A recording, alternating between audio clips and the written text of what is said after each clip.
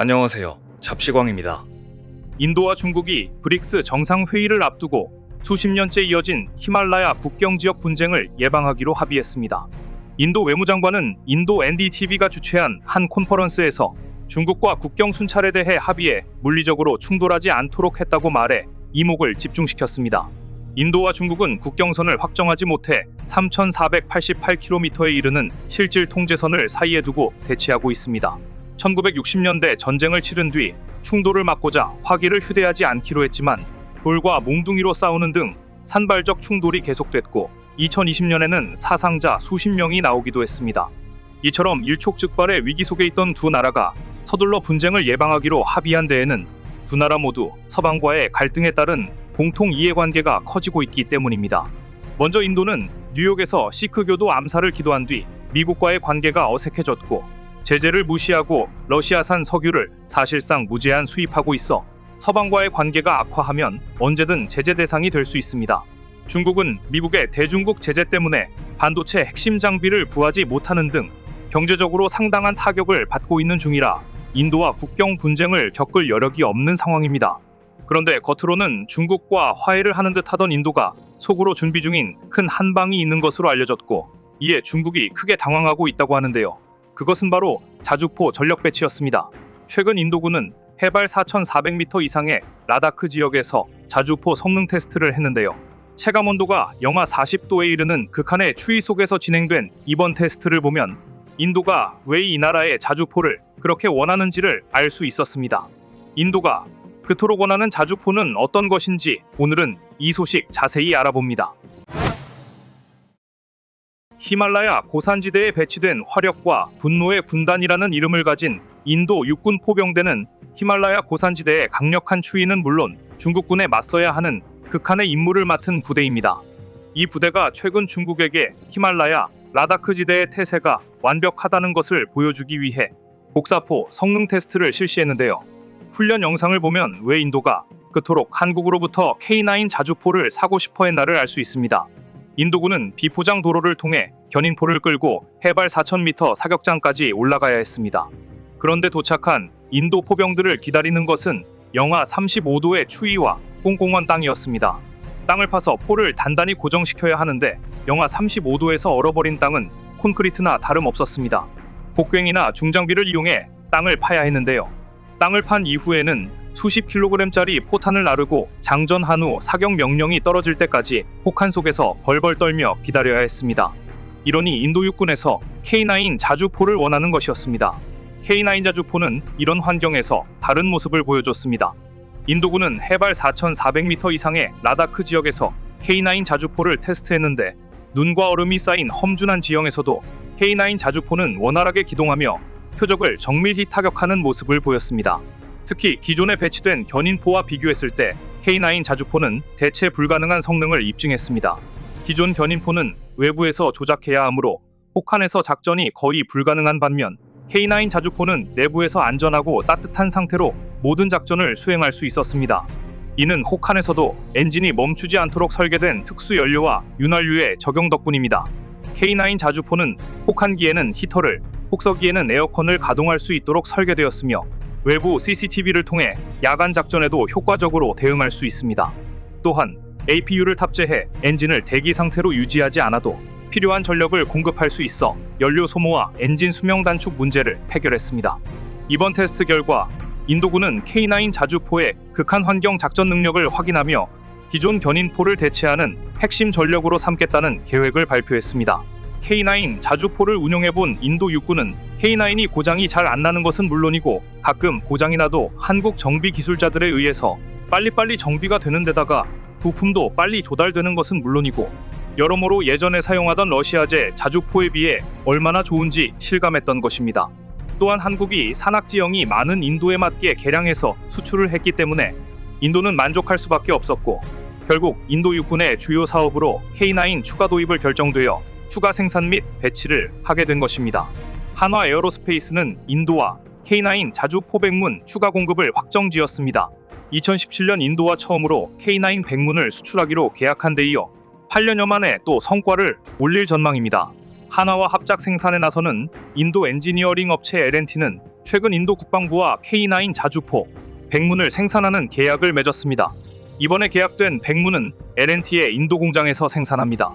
K9의 글로벌 자주포 시장 점유율은 50에서 55%가량인데 인도권이 최종 성사되면 더 높아질 것으로 예상됩니다.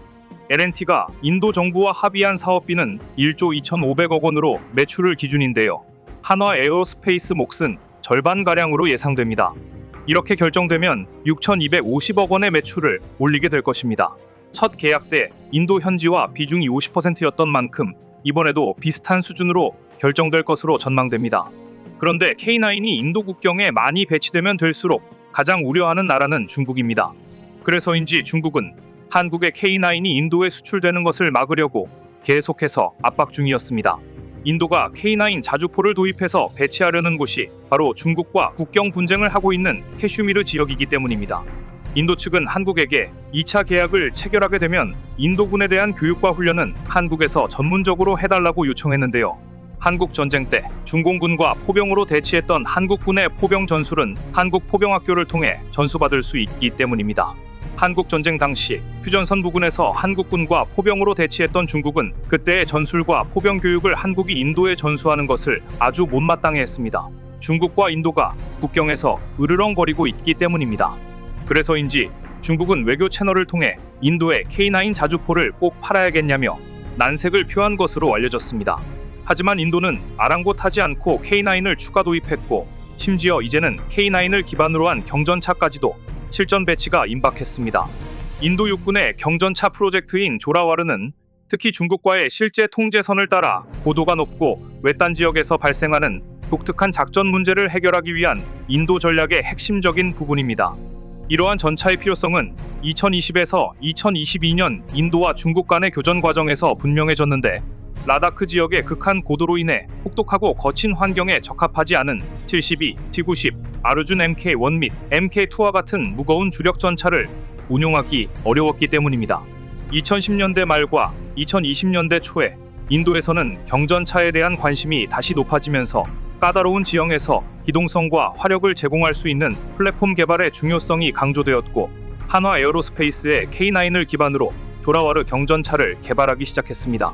조라와르의 경전차 개발은 인도의 광범위한 국방 현대화 노력의 일환이자 방위 산업 자립을 위한 노력의 일환이었습니다. 마이크로 중소기업을 포함한 수많은 인도 산업계가 이 프로젝트에 참여하여 포착 역량의 강점을 보여주고 있는데요. 시험이 진행됨에 따라 경전차 조라와르는 2027년까지 전투에 투입될 예정이며 초기에는 약 354대가 조달될 예정입니다.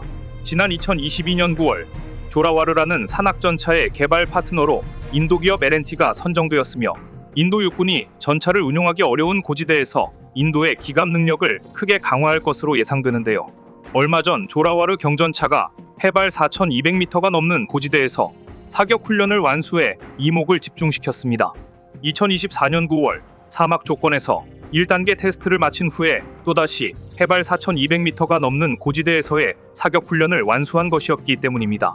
무게가 약 25톤에 달하는 이 전차는 고도가 높은 지역에서 민첩하고 신속하게 배치할 수 있도록 설계되었는데 105mm 주포로 무장한 코커릴 3105 포탑이 장착되어 있어 장갑 목표물과 요새화된 진지를 교전할 수 있는 강력한 화력을 제공합니다. 또한 상륙 작전도 가능하며 제한적인 포병 플랫폼으로도 사용할 수 있습니다. K9 자주포를 추가 도입하는 것은 물론 K9을 기반으로 하는 경전차까지 개발 중인 인도, 한국 기술이 없었으면 어떡할 뻔했는지 모를 일입니다. 한국의 K9의 활약으로 인도가 국경에서 중국군을 모두 퇴치하길 바라봅니다. 국산 재래식 무기에 대한 국제적 관심이 높아진 가운데 지난해 사실상 처음으로 국산 전차가 사우디아라비아에 수출된 것으로 추정됩니다. 미국 우선주의 안보를 강조하는 트럼프 2.0 시대의 대표적 수혜 업종으로 꼽히는 K방산이 중동에서도 입지를 넓혀가고 있는 것이라는 평가가 나오고 있는데요. 최근 한국무역협회 무역 통계에 따르면 지난해 1월부터 11월 사이 한국이 사우디에 수출한 전차와 그 밖의 장갑 차량 규모는 1억 1,573만 달러, 약 1,690억 원으로 나와 있었습니다. 이것은 전년 대비 7배 가까이 늘어난 규모였습니다. 계약 규모 단가 등을 고려하면 제대로 된 사우디 전차 수출이 지난해 처음 이뤄진 것이라는 분석이 나옵니다. 하지만 현재까지 공식적으로 한국이 전차를 수출한 사례는 폴란드가 유일하고 사우디는 구체적으로 발표된 전차 수출 건은 없었습니다. 이에 대해 한국방위사업청은 항상 사우디 측 요청으로 세부 사항은 비공개 사안이라고 설명해 왔습니다. 그런데 일부 밀리터리 전문가들은 사우디에 K2 전차가 수출되었다, 그건 아니다 라고 말합니다. 이건 대체 무슨 이야기일까요? 전차가 아니라면 대체 한국은 사우디에 어떤 방산 무기를 수출한 것일까요? 무언가를 수출한 기록은 분명히 나와 있으니 말입니다. 오늘은 한국이 사우디에 수출했다고 추정되는 무기는 무엇이며 현재 사우디가 빨리 교체하고 싶어하는 무기들, 추가로 원하고 있는 무기들은 무엇인지 여기에 대해 자세히 알려드립니다. 최근 한국무역협회 무역 통계에 따르면 지난해 1월부터 11월 사이 한국이 사우디에 수출한 전차와 그 밖의 장갑 차량 규모는 1억 1,573만 달러, 약 1,690억 원으로 나와 있었습니다. 그런데 일부 밀리터리 전문가들은 한국이 K2 전차를 수출했다면 노출이 되지 않을 수 없다고 단언합니다. 그럼 대체 무엇을 수출한 것일까요? 일부 전문가들은 천무 다연장 로켓과 천무 유도탄을 수출했다고 주장합니다. 정확히 이야기하면 사우디는 한국으로부터 천무 다연장 로켓과 함께 기동하면서 사격 지휘와 기타 지원 임무를 수행할 수 있도록 타이곤 6륜 장갑차를 도입했다는 것입니다. 이 부분이 비공개가 되면서 억측과 추측이 난무하고 있다는 것인데요.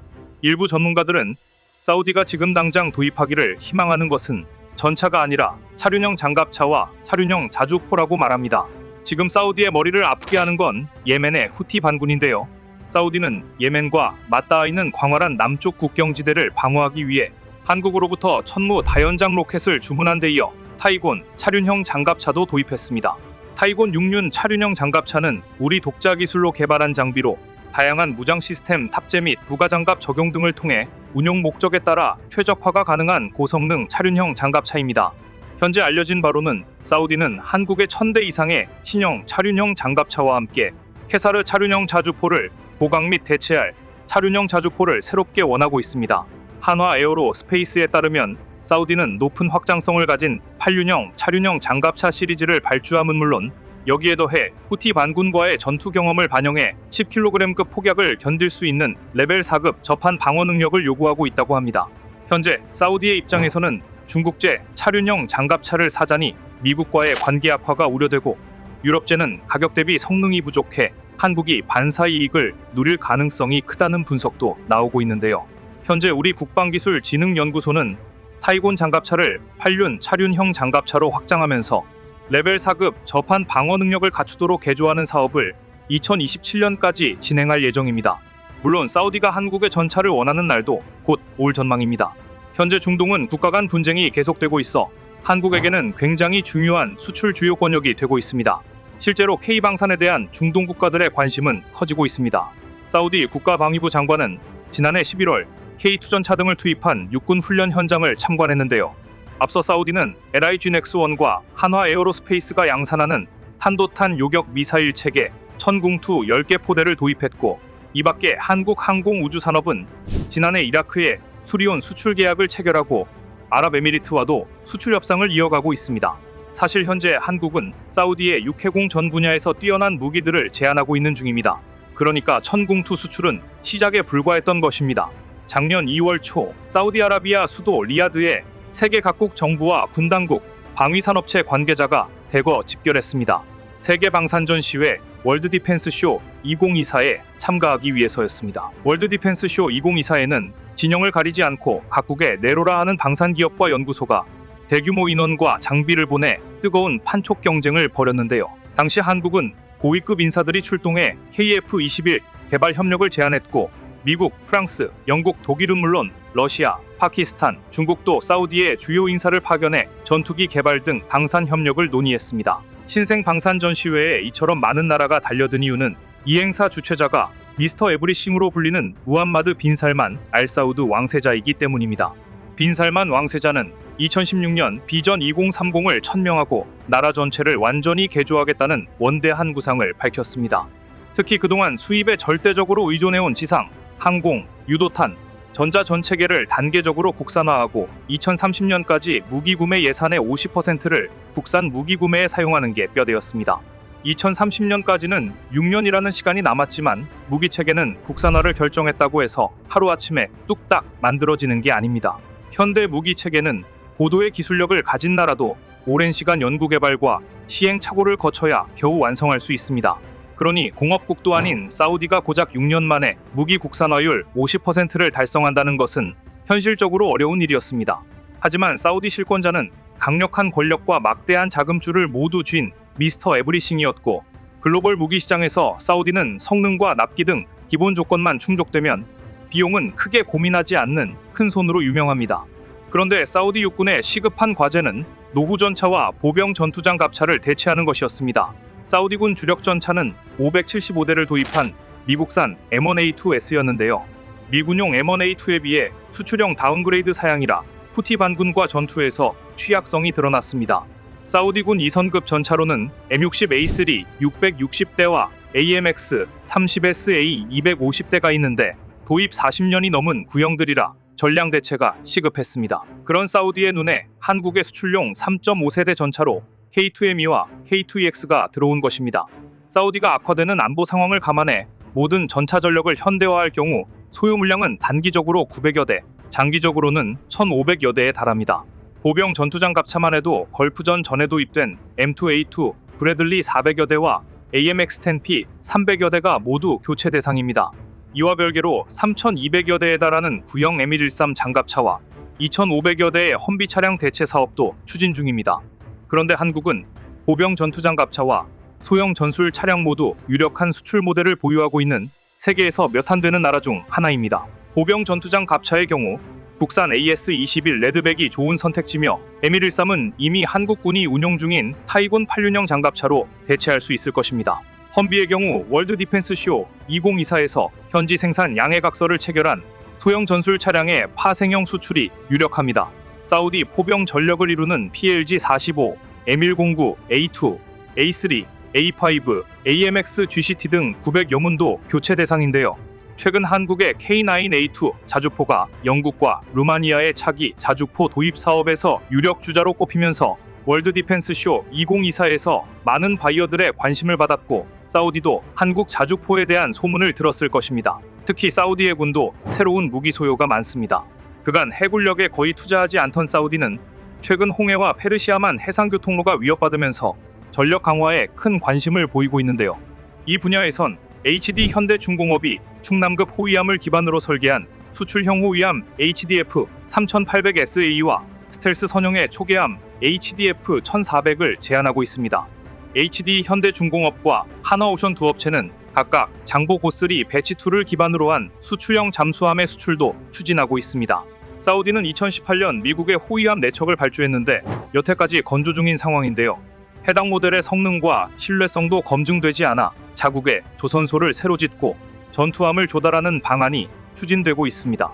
사우디가 현지 군함 조달을 결정할 경우 한국은 해외 업체들과 경쟁해서 유리한 고지를 선점할 수 있습니다. HD 현대중공업의 조선 중간 지주사인 HD 한국조선해양은 사우디 국영 석유기업 해운사와 손잡고 공동 출자 형식으로 현지의 중동 최대 조선소를 짓고 있는데요.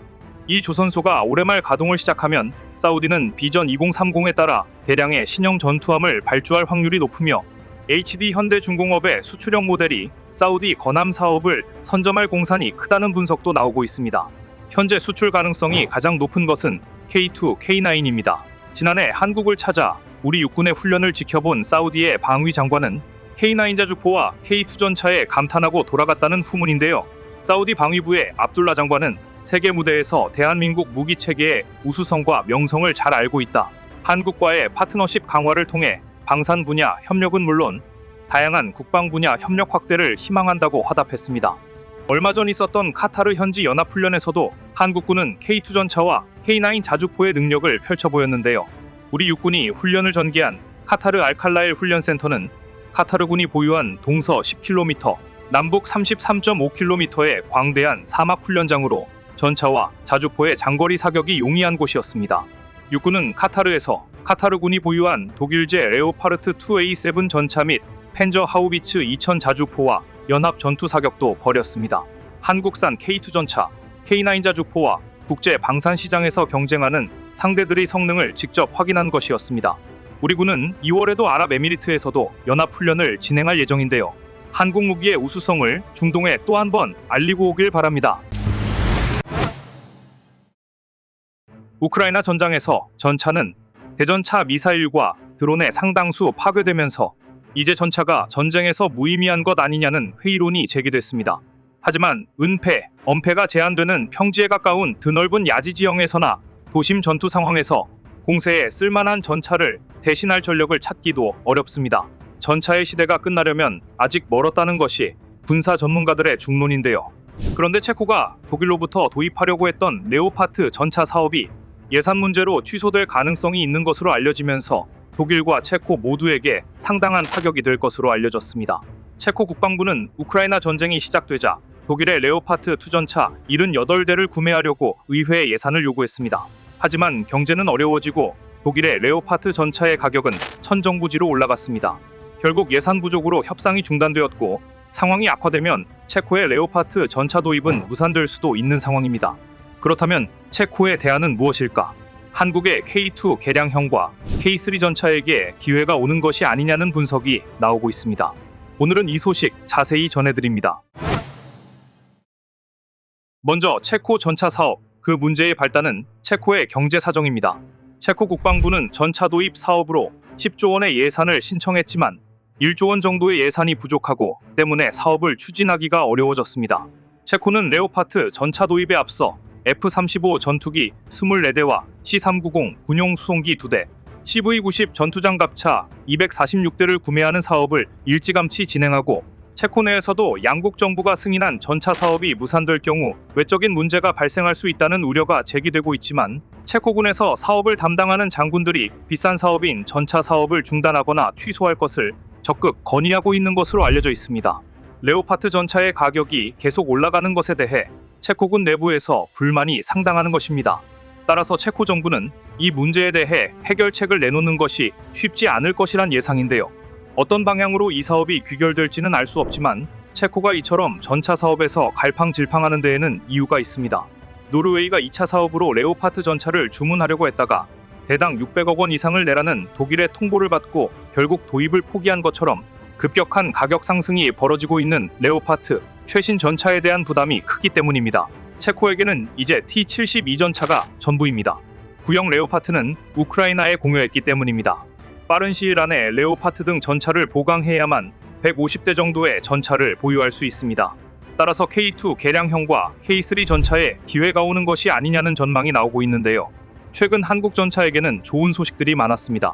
지난 9월 폴란드 방산전 시회에서 공개된 K2EX 전차는 많은 바이어들의 주목을 끌기에 충분했습니다. 한국의 방산업체인 현대로템은 2024년 9월 3일부터 6일까지 폴란드에서 개최되는 제32회 국제방위산업전시회에서 최근 아덱스 2023에서 공개한 K2EX 블랙팬서 주력 전차를 선보였습니다. K2 블랙팬서의 폴란드 버전인 K2PL은 K2의 수출용 모델로도 알려진 이 K2EX와 많은 기능을 공유할 것으로 예상됩니다. 현대로템이 설계 및 생산한 K2 흑표 전차는 한국 육군의 600대 소유를 충족하기 위해 네 번째 양산이 계획되어 있습니다. K2는 이전 모델인 K1에 비해 장갑 보호, 기동성, 화력 제어, 화력 등 다양한 기술이 적용되어 있습니다. K2EX 블랙팬서는 글로벌 고객의 다양한 요구사항을 충족하도록 설계되었고 여러 첨단 기술과 방어 시스템을 갖추고 있습니다. 특히 이 전차의 주요 특징 중 하나는 원격 조종 무기 체계에 장착된 드론 헌터 XR 대드론포입니다. 한국 육군이 이미 사용 중인 이 시스템은 적 드론과 같은 공중 위협에 대한 방어 기능을 제공합니다. 또한 K2EX에는 적의 통신 및 드론 제어를 방해하기 위해 포탑 중앙에 제밍 장치가 장착되어 있습니다. 이 전차는 K2A1 및 폴란드 K2PL 모델과 함께 드론 공격에 대한 방어를 강화하기 위해 두 개의 제머를 옵션으로 장착할 수도 있습니다. 이 전차에는 국방과학연구소와 한화시스템이 개발한 한국형 능동보호 시스템이 장착되어 있는데요. KAPS-2는 레이더와 적외선 추적 데이터를 사용하여 대전차 유도미사일과 로켓 추진 수류탄과 같은 위협을 탐지하고 무력화하도록 설계되었습니다. 이 시스템은 요격 수류탄을 발사하여 이러한 위협을 파괴하고 운동 및 연막 수류탄을 배치하는 방식으로 작동합니다. K2EX 포탑의 KAPS-2 구성품 배열은 전장에서 전차의 생존성을 향상시키기 위해 표준 K2 모델과 다릅니다. K2EX는 3명의 승무원이 탑승하고 전투 중량은 60톤인데요. 1500마력 디젤 엔진으로 구동되며 포장도로에서 최대 68km, 비포장 지형에서 50km의 속도를 낼 수 있습니다. 이 탱크에는 전자동 변속기, 암 서스펜션 유닛, 동적 트랙 장력 제어 시스템 등이 탑재되어 있어 기동성을 향상시킵니다.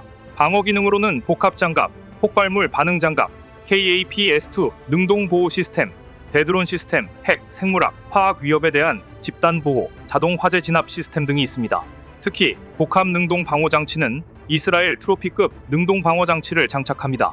트로피는 하드킬 능동 방어 시스템 중 코넷과 같은 대구경 대전차 미사일 요격 능력을 제대로 증명했습니다. 폴란드 수출형 K2PL에는 트로피 하드킬 능동 방어 시스템을 선택했습니다. 다만 트로피 비용이 상당해 현재 트로피와 동급 이상의 성능을 갖춘 한국형 하드킬 능동 방어 시스템이 개발되고 있는데요. 현대로템과 이스라엘 라파엘이 개발 중입니다. 이스라엘 아이언 비전과 유사한 국산 360도 투시 헬멧 시스템도 장착합니다. 360도 감시 레이더는 대전차 무기외 초소형 정찰 무인기나 자폭 무인기의 접근을 탐지 추적할 수 있어 무인기 대응에 도움이 됩니다. 또 RCWS와 AI 알고리즘을 이용한 원격 사격 통제 시스템도 개발할 예정입니다. K2 전차에 RCWS를 장착하는 건 차량이 이동할 시에 적의 매복 공격에 대응할 수 있고 초탄 명중률이 높아 아군 부대의 피격 위험을 크게 줄여줍니다. 한 K2EX에는 승무원이 탄약 폭발의 타이밍과 특성을 제어할 수 있는 정보 입력 탄약이 통합되어 있습니다. 이 기능은 전투 시나리오에서 유연성을 제공하기 위한 것으로 탄약이 폭발하는 방법과 시기를 정밀하게 조정할 수 있습니다. 전차의 주 무장은 자동 장전 시스템을 갖춘 120mm평 구경포로 구성되며 승무원 수를 3명으로 줄이고 분당 최대 10발의 사격 속도를 지원하며 약 3분 동안 지속 사격할 수 있는데요. 탄약은 국산 텅스텐 장갑 관통 지느러미, 안정화 폐기 사보트 운동에너지 관통탄과 다목적, 고폭, 대전차 탄 등 다양한 표적을 조준할 수 있는 탄약이 탑재되어 있습니다. 폴란드의 변형 전차인 K2PL은 이 새로운 구성과 많은 기능을 공유할 것으로 예상되며 2024년 8월 5일 폴란드로 향하는 게필러 버전의 K2 전차가 또 다른 배치에 선적되었다는 보도가 나온 바 있습니다. 이 전차들은 2022년에 주문한 180대의 초기 배치에서 이미 인도된 46대에 합류하게 됩니다. 현대로템은 납품 일정에 따라 2024년까지 56대를 폴란드에 납품할 계획인데요. 올해 초에 이미 18대의 전차를 인도했으며 38대가 추가로 인도될 예정입니다. 그런데 한국방위사업청은 K2에 만족하지 않고 차세대 스텔스 전차 K3 사업도 진행하고 있습니다. 한국은 현재 현존 최강의 전차 중 하나인 K2 표의 한계를 넘어설 차세대 스텔스 전차 K3 전차를 만들고 있습니다. 보통 전차 개발은 15년가량 걸리는 만큼 K3 전차는 2030년경 시제 전차를 제작할 계획인데요. 2024년 6월 대한민국 국방산업발전대전에서 공개된 K3는 정찰용 드론까지 탑재해서 기존 전차의 한계를 뛰어넘는 스텔스 모형을 선보여 안팎의 주목을 받았습니다. 특히 차세대 K3 전차는 드론으로 주변을 정찰하고 위협을 피하는 방식으로 운용되며 능동 방어 장치는 전차를 향해 날아오는 포탄과 미사일을 직접 타격하는 하드킬 방식이 적용될 전망입니다. 중량은 K2보다 가볍고 포장도로에서 시속 80km로 주행이 가능하며 스텔스 형상 설계와 수직 발사 미사일과 레이저 포탑도 장착할 계획으로 알려졌습니다. 당초 주포는 레일건으로 장착할 계획이었지만 레일건 탑재는 아직 미정입니다. 이 같은 차세대 전차의 전투 중량은 55톤 정도가 될 전망인데요. 중량을 줄이면 그만큼 장갑이 줄어 방호력에 약점이 있지만 60톤 이상 나가는 전차는 수송도 어렵고 유럽 지형의 진흙탕 돌파도 어렵기 때문입니다. K2 전차의 120mm 주포와 달리 130mm 주포를 탑재한 K3는 그 파괴력이 훨씬 강해질 전망입니다. 여기에 원격 조종하는 포탑까지 달고 인공지능 승무원까지 도입해 인간 승무원의 부담이 줄어듭니다. 또한 차세대 스텔스 기능이 탑재돼 쉽게 포착되지 않고 내부 승무원은 아이언 비전 같이 외부에 장착된 카메라가 촬영하는 360도 모든 장면을 헬멧 바이저로 확인할 수 있습니다. 또한 고무궤도와 하이브리드 엔진, 능동형 서스펜션은 뛰어난 승차감 제공과 승무원의 피로감을 줄여 전투에 집중할 수 있게 될 전망입니다. 이러한 성능과 한국의 빠른 추진력과 기술력을 아는 외국에서도 K3 전차에 많은 관심을 갖고 있고 외신들도 이처럼 K3 전차를 주목하고 있습니다. 작년 10월 한국 육군은 전차와 포병부대를 카타르에 파견해 첫 해외 연합훈련을 진행했습니다. 카타르 알 칼라일 훈련센터의 사막 훈련장에서 카타르 지형 정찰 및 연합 전술 토의를 벌인 다음 연합훈련을 진행했는데요. 이번에는 아랍에미리트와도 연합훈련을 펼쳐 K2 전차와 K9자 주포의 우수성을 보여줄 예정입니다. 오는 2월 10일부터 20일 아랍에미리트 현지에서 열리는 한국과 아랍에미리트의 연합훈련에 우리는 육군 7군단 병력 100여 명 등을 파견해 현지 연합훈련단을 할 예정인데요. 이 훈련은 우방국과의 연합작전 수행 능력을 향상시키는 동시에 국산 무기체계의 성능을 알려 방산 수출에 기여한다는 목표로 진행됩니다. 이번 훈련을 위해 우리 육군은 우리 해군의 상륙함 천자봉함에 올라 아랍에미리트로 이동할 예정이며 해군도 이 훈련 기간 중 전술기동, 연합해상기동, 항공기 이착함 등의 훈련을 실시할 계획입니다. 한국과 아랍에미리트 간의 국방협력은 아랍에미리트 측 요청으로 2011년 시작된 아랍에미리트 군사훈련협력단 아크부대 파병 이후 점차 강화되는 모습인데요. 아울러 아랍에미리트군은 2023년 강원도 육군과학화 전투훈련단에서 과학화 전투훈련에 참가했으며 작년에는 한국과 미국, 아랍에미리트 3국군이 처음으로 함께하는 연합과학화 전투훈련이 실시됐습니다. 이번 연합훈련을 통해 우리 군은 우방국과의 관계 회복과 K-방산 영업을 확실하게 하고 올 전망입니다. 오늘 준비한 소식은 여기까지입니다. 댓글을 통한 여러분들의 많은 의견 기다리겠습니다. 시청해주셔서 감사합니다.